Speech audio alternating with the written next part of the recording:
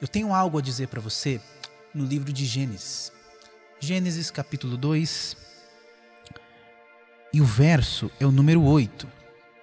Gênesis 2, 8 diz assim: E plantou o Senhor Deus um jardim no Éden, da banda do Oriente, e pôs ali o homem que tinha formado.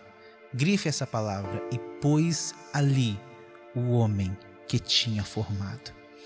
Querido, a palavra de Deus é tão interessante, embora seja tão antiga, né? Embora seja tão passada, ela é mais atual que o jornal que vai sair amanhã. E quando eu li esse versículo, o Senhor me levou a uma outra dimensão de interpretação. Eu quero compartilhar com você essa palavra, porque talvez você não tenha percebido que quando Deus fez o homem, mas criou um lugar para ele.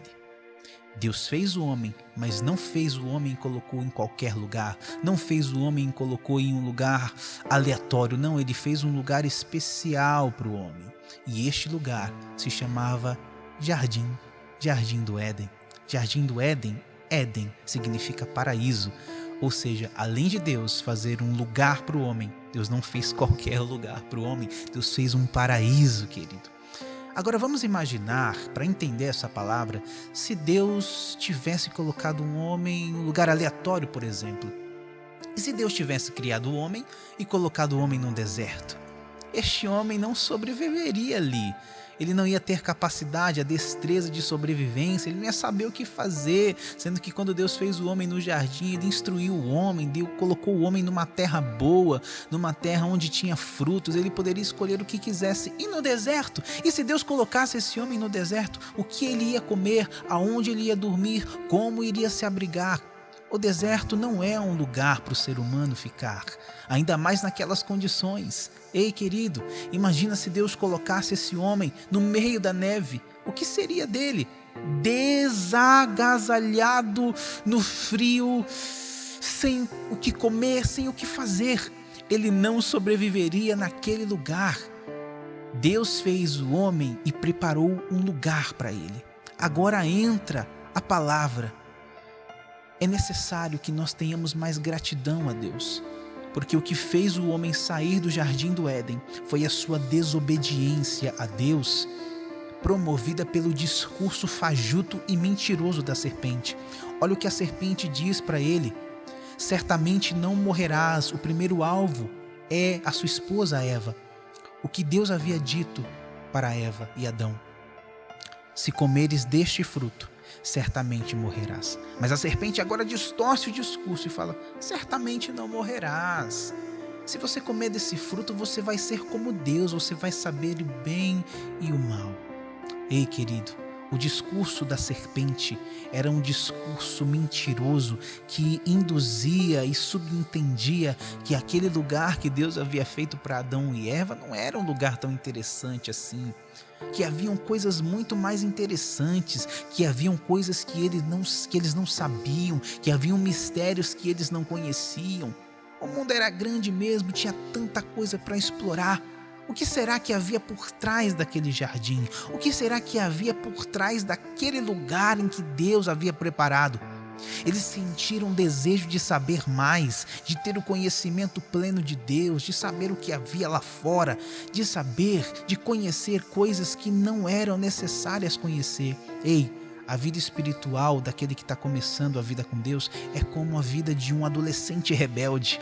Um adolescente rebelde que quer sair de casa, que acha que a mãe e o pai já se tornaram chatos, que acham que os ensinamentos se tornaram chatos e que ele precisa conhecer novas pessoas, que ele precisa praticar novas coisas, que ele precisa conhecer o mundo, se abrir para o mundo, porque aquele lugar já está ficando chato, repetitivo, já não quer mais participar das reuniões em família. As coisas simples da vida já não lhe interessam mais, eles querem voar. O jovem quer voar, né? Quer voar, quer conhecer tudo.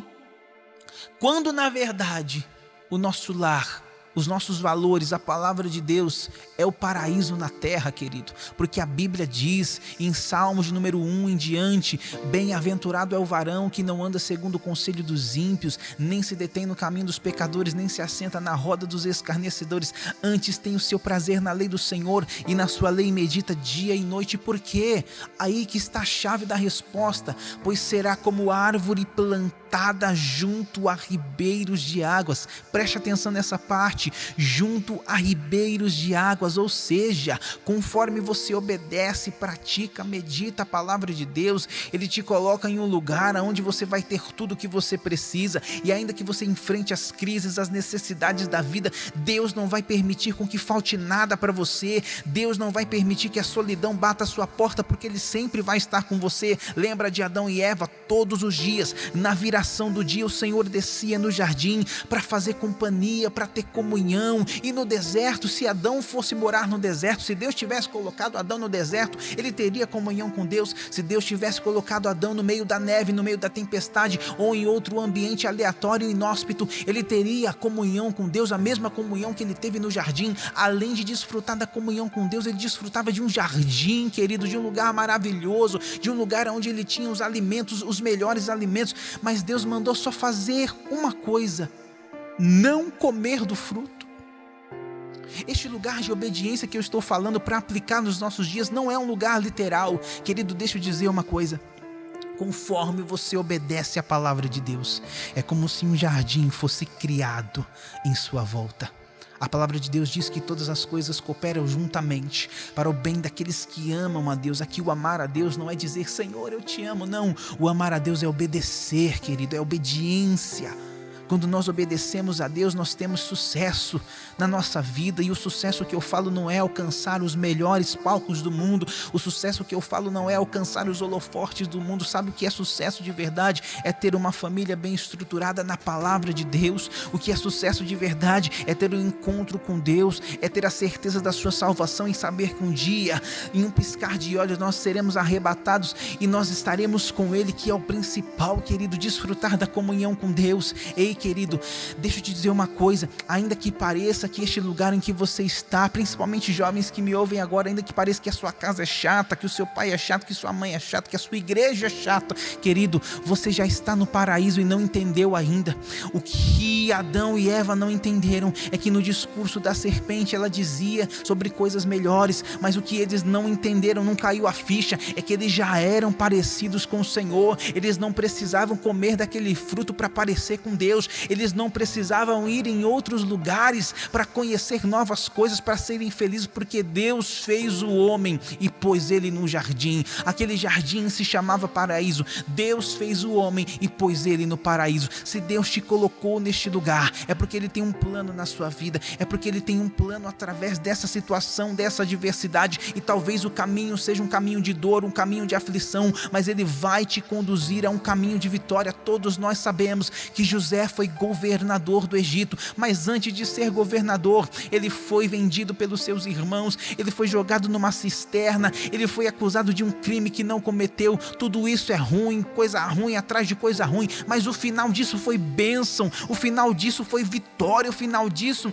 foi a mão de Deus o conduzindo em todo esse momento, em todo esse caminho de dor, de dificuldade. É como se Deus estivesse dizendo: ei, este caminho que parecia um caminho de dor, de desgraça, de falta de sorte, na verdade era um caminho próspero para você alcançar o plano de Deus na sua vida. Ei, querido, Deus já te colocou num jardim, não precisa sair por aí procurando outros jardins. Deus fez um lugar especial para você, Deus tem um plano especial para você. Nós achamos muitas das vezes que sabemos aquilo que é melhor para nós, mas na verdade não. Só Deus sabe o que é melhor para nós, só Deus conhece o que é melhor para nós. Deus sabe o que é melhor para você, por isso Ele permitiu você passar por isso, por isso Ele permitiu você passar por essa aflição, porque lá no final vai ter providência de Deus, lá no final vai ter bênção de Deus sobre a sua vida. Entendeu? Como a palavra de Deus é misteriosa.